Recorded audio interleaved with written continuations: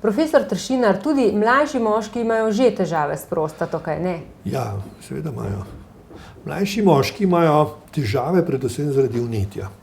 Torej, vnetje prostate je lahko akutno vnetje ali pa kronično vnetje. Če je to akutno vnetje prostate, ima moški visoko vročino, mrzlica ga trese, peče ga pri mikciji, težko urinira in seveda takega bolnika običajno mi tudi hospitaliziramo. Če takega moškega pogledamo rektalno, skozi črevo, vidimo, da je taka prostata napeta, vneta, izredno boleča.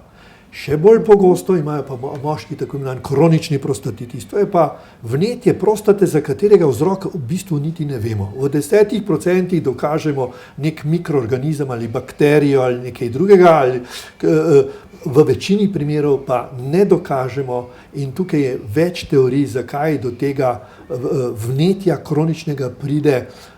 Tu ne bi govoril, ampak ti moški imajo pa običajno, so zelo zaskrbljeni, ker večina misli, da ima raka.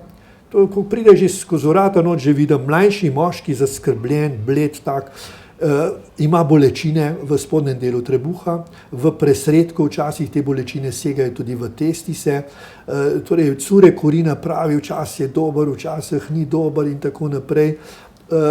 No in takega moškega, če ga pogledam jaz rektalno v črevo, vidim prostata običajno primerne velikosti, ampak izredno boleča. In na podlagi že rektalnega izvida jaz postavim diagnozo kronični prostatitis.